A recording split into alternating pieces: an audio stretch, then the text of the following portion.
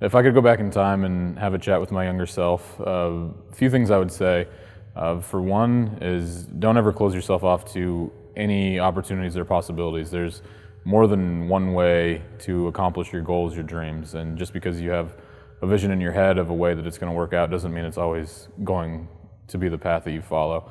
You can get a lot of input and information from parents, teachers, coaches, whoever it may be, and just because it's different than what you thought or what you had planned doesn't mean it's wrong.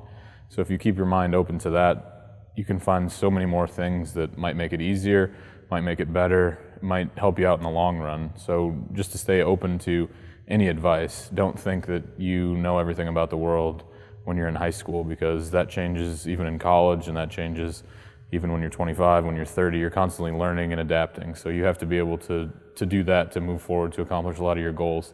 And another one is to not underestimate the value of an education. I know a lot of people preach about you have to have good grades. I mean, it does help to stay eligible for school, to get into college, but there's so many opportunities out there, and sometimes people just look at it as a piece of paper, but that piece of paper can unlock so many opportunities for you. So definitely don't underestimate the education, not only high school, but into college. Just give yourself every chance, every opportunity to succeed. And a lot of that, unfortunately, comes with having an education. So make sure that you make that a priority.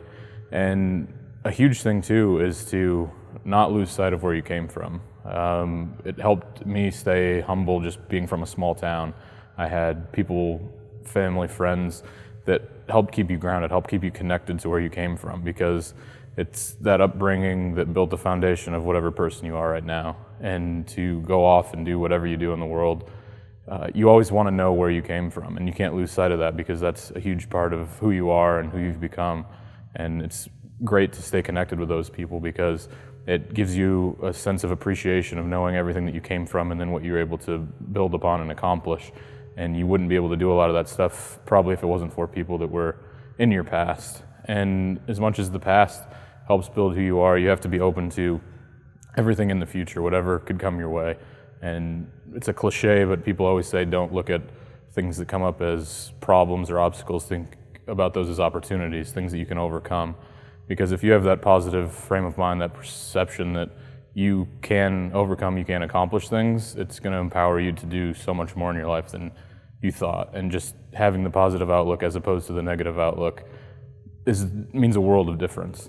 And a lot of these are cliches, a lot of things you've heard probably from countless influences in your life, but a lot of them are true, because it's people that have lived that, have had some experience, and are trying to teach you that.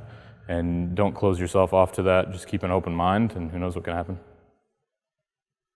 High school me was the first version of myself that kind of broke out of my shell, that wasn't a shy, somewhat worrisome kid. It was the first time I realized that life happens, and there's not a whole lot you really need to worry about, because at the end of the day, you're going to get another day, and what people say or what people think doesn't really matter that much. So it was the first version of me that broke out of my shell and